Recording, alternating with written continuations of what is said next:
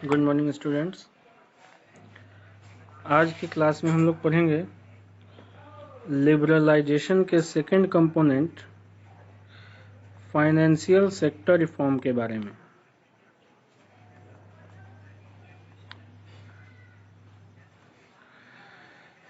Financial sector reform यानी जो financial institution से रिलेटेड हो ना, यानी फाइनेंशियल इंस्टीट्यूशन से रिलेटेड जो रिफॉर्म किए गए, फाइनेंशियल इंस्टीट्यूशन के रेगुलेशन से रिलेटेड, उनके कंट्रोल से रिलेटेड, ठीक, उनके काम करने के तरीका से रिलेटेड जो भी रिफॉर्म किए गए, जो भी पॉलिसीज में बदलाव किए गए, उसी को हम लोग फाइनेंशियल सेक्टर रिफॉर्म कहेंगे।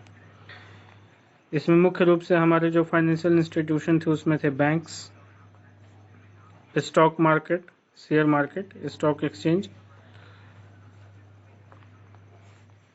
इंश्योरेंस कंपनीज,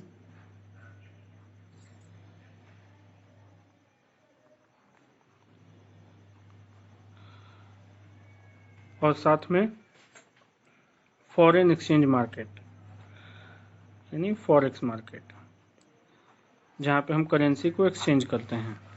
तो इन सारे इंस्टीट्यूशन से रिलेटेड, इनके रोल से रिलेटेड, इनके फंक्शन से रिलेटेड, इनके पॉलिसी से रिलेटेड जो भी रिफॉर्म्स किए गए, जो भी इनमें बदलाव किए गए, इनके रोल में, इनके फंक्शन में, इनके पॉलिसी में, इनके काम करने के तरीका में, उसी को हम लोग फाइनेंशियल सेक्टर रिफॉर्म कहेंगे। इसमें जो सबसे बड़ा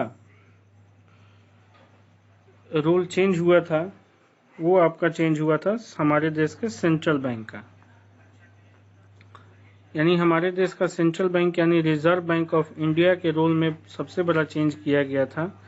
आरबीआई के रोल को शिफ्ट कर दिया गया फ्रॉम रेगुलेटर टू फैसिलिटेटर।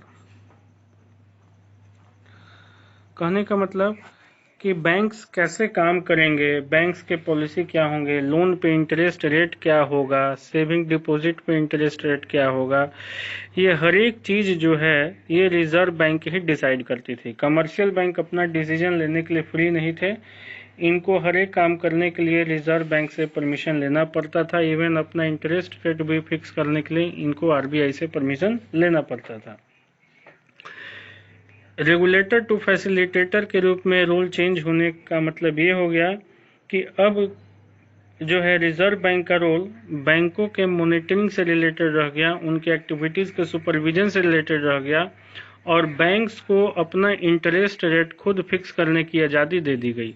यानी अगर कोई कस्टमर बैंक में पैसा जमा करता है तो हर बैंक का सेविंग डिपॉजिट पे इंटरेस्ट कितना होगा, फिक्स डिपॉजिट पे इंटरेस्ट कितना होगा, हर कमर्शियल बैंक जो है अपना डिसीजन लेने के लिए फ्री हो गया।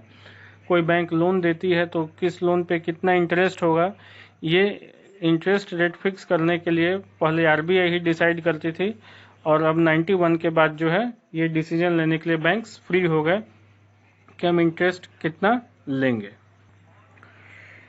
जब ये काम किया गया, आरबीआई के रोल को चेंज किया गया और बैंकों को अपना इंटरेस्ट रेट से रिलेटेड डिसीजन लेने के लिए फ्री कर दिया गया, तो इसकी वजह से हमारे देश में बहुत बड़े मात्रा में यानी बहुत बड़ी संख्या में प्राइवेट बैंक्स एस्टेब्लिश होना शुरू हो गए ना, क्योंकि प्राइवेट बैंक का जो है मेन मोटिव होता है प्रॉफिट अर्न करना, और जब ये अपना डिसीजन खुद ले सकते हैं, आरबीआई के गाइडलाइन के अंदर रह के अपने फंक्शन से रिलेटेड डिसीजन, अपने ऑपरेशन से रिलेटेड डिसीजन ये खुद ले सकते हैं, तो उस डिसीजन को लेने के लिए जब इनको फ्रीडम मिला तो बहुत सारे प्राइवेट सेक्टर बैंक्स जो हैं इस इंडस्ट्री में, बैंकिंग इंडस्ट्री में आना शुरू हो गए।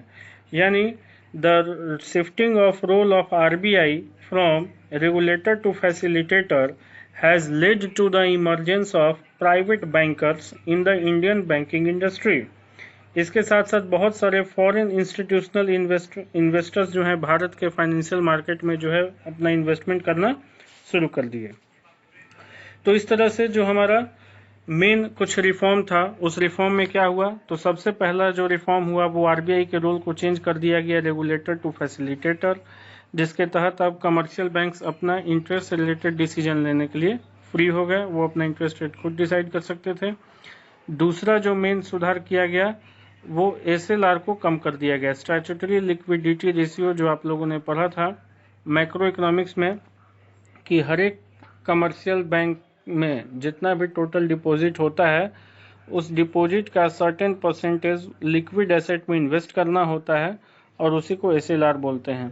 तो एसएलआर के परसेंटेज को कम कर दिया गया ताकि कमर्शियल बैंक के पास जो है क्रेडिट क्रिएशन कैपेसिटी बढ़े, उनके पास पैसा ज़्यादा बचे और वो मार्केट में ज़्यादा से ज़्यादा लोन दे सकें। मार्केट में पैसा बढ़ेगा तो डिमांड का लेवल बढ़ेगा, जब डिमांड बढ़ेगा तो प्रोड्यूसर का प्रॉफिट बढ़ेगा और इन्वेस्टमेंट बढ़ेगा। तो इस तरह से दूसरा एक मेन काम किया गया, एसएलआर कम किया गया। तीसरा, फॉरेन इन्वेस्टमेंट के लिमिट को बढ़ाया गया, एफडीआई के लिमिट को बढ़ा करके 50% तक किया गया। यानी पहले जो है फॉरेन कंपटीशन से बचने के लिए, हमारे देश की इंडस्ट्री को बचाने के लिए एफडीआई के लिमिट को कम रखा गया था, फॉरेन इन्वेस्टमेंट के लिमिट को कम रखा गया था और इस लिमिट को बढ़ा करके 50% तक कर दिया गया। यानी किसी भी प्रोजेक्ट में जो है फॉरेन कंपनियां 50% तक इन्वेस्टमेंट कर सकती हैं और मेनली इन बैंक्स, यानी बैंकिंग सेक्टर में जो है फॉरेन कंपनियां भी हमारे देश में 50% तक का इन्वेस्टमेंट कर सकती हैं। तो इस लिमिट को बढ़ा दिया गया। इसके बाद स्टॉक मार्केट को प्रमोट किया गया, स्टॉक एक्सचेंज को प्रमोट किया गया। स्टॉक एक्सचेंज को प्रमोट करने का मतलब कि शेयर मार्केट में ज़्यादा से ज़्यादा लोग जो हैं पैसा लगाएं। शेयर मार्केट में रिस्क को कम करने के लिए या उसमें माल प्रैक्टिसेस से बचने के लिए, जो बेईमानियां होती हैं उनसे बचने, स्टॉक एक्सचेंज के प्रमोट करने का मतलब, इसको इनकरेज करने का मतलब कि शेयर मार्केट में जो है उस समय बूस्ट आया था 1985 टू 90 के बीच में और इसकी वजह से काफ़ी ज़्यादा बेईमानियां शुरू हो गई थी। इसमें इन्वेस्टर्स को बेवकूफ़ बनाया जाने लगा, अनऑफिशियल तरीके से शेयर्स को प्रीमियम पे इशू किया जाने लगा, हाई प्राइस पे उनको शेयर दिया जाने लगा, रिटर्न उनको समय से नहीं मिलता था और सही रिटर्न नहीं मिलता था, है ना। उनको शेयर सर्टिफिकेट प्रोवाइड कराने में, डिलीवरी कराने में काफ़ी ज़्यादा टाइम लगता था। तो इस वजह से जो है इन्वेस्टर्स का धीरे धीरे उस तरफ इंटरेस्ट कम हो रहा था। तो securities and exchange board of India, SEBI की स्थापना की गई, जिसको हम लोग स्टॉक एक्सचेंज के हेड के रूप में जानते हैं। जैसे कि सभी बैंक्स को कंट्रोल और रेगुलेट करने के लिए रिजर्व बैंक ऑफ इंडिया है, उसी तरह से स्टॉक मार्केट को रेगुलेट और कंट्रोल करने के लिए सेबी की स्थापना की गई ताकि स्टॉक मार्केट में होने वाली बेईमानियों से को कम किया जा सके, इन्वेस्टर्स के पैसा डूबने के रिस्क को कम किया जा सके। तो इस तरह से जो है स्टॉक एक्सचेंज को इनकरेज किया गया ताकि इसमें लोग ज़्यादा से ज़्यादा पैसा इन्वेस्ट कर सकें, मार्केट में, इकोनॉमी में जो है बूम है। इसके अलावा बैंक्स को जो है इंडिया के साथ साथ फॉरेन कंट्री से भी रिसोर्स जनरेट करने के लिए फ्रीडम दे दिया गया। यानी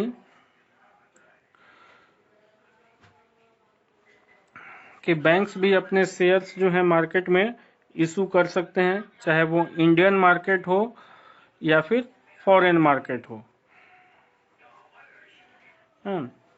ताकि बैंकों का जो है कैपिटल बढ़े। बैंकों का कैपिटल बढ़ेगा, उनके पास एसेट बढ़ेगा, ज़्यादा से ज़्यादा उनकी क्रेडिट क्रिएशन कैपेसिटी बढ़ेगी, मार्केट में पैसा बढ़ेगा। और इसके पहले एक और रेस्ट्रिक्शन ये था कि किसी भी कमर्शियल बैंक को अगर अपना कोई नया ब्रांच इस्टेब्लिश करना है तो उसके लिए रिजर्व बैंक से परमिशन की ज़रूरत पड़ती थी। लेकिन 91 में जब आरबीआई के रोल को रेगुलेटर टू फैसिलिटेटर कर दिया गया तो अब बैंकों को अपने ब्रांच को इस्टेब्लिश करने के लिए भी आरबीआई के परमिशन की ज़रूरत नहीं थी। यानी कुछ ऐसे सेलेक्टेड बैंकों को ये फ्रीडम दे दिया गया कि वो बिना आरबीआई के अप्रूवल के अपने नए ब्रांच को मार्केट में इस्टेब्लिश कर सकते हैं। और specially in backward areas, in villages areas, remote areas, जहाँ पे किसी तरह का कोई बैंकिंग सुविधा उपलब्ध नहीं था, तो ऐसे एरिया में ब्रांचेज इस्टेब्लिश करने के लिए कुछ सिलेक्टेड बैंकों को फ्रीडम दे दिया गया। यानी freedom to selected banks to set up new branches without the approval of RBI। तो इस तरह से ये कुछ मेन रिफॉर्म्स थे जो फाइनेंशियल सेक्टर में लिए गए, फाइनेंशियल इंस्टीट्यूशन से रिलेटेड लिए गए। पहला, आरबीआई के रोल को रेगुलेटर टू फैसिलिटेटर कर दिया गया, यानी banks were free to fix their own interest rates without intervention of RBI. SLR को रिड्यूस कर दिया गया ताकि बैंकों के पास क्रेडिट क्रिएशन कैपेसिटी बढ़ सके। बैंकों में एफडीआई के लिमिट को 50% तक बढ़ा दिया गया। स्टॉक एक्सचेंज के रोल को इनकरेज करने के लिए सेबी को एस्टेब्लिश किया गया। बैंकों को फ्रीडम दे दिया गया कि वो नेशनल और इंटरनेशनल मार्केट से बिना किसी रेस्ट्रिक्शन के फंड रेज कर सकते हैं, अपने रिसोर्स को जनरेट कर सकते हैं। और कुछ सेलेक्टेड बैंकों को ये फ्रीडम दिया गया कि वे बिना आरबीआई के अप्रूवल के नए ब्रांचेज को एस्टेब्लिश कर सकते हैं।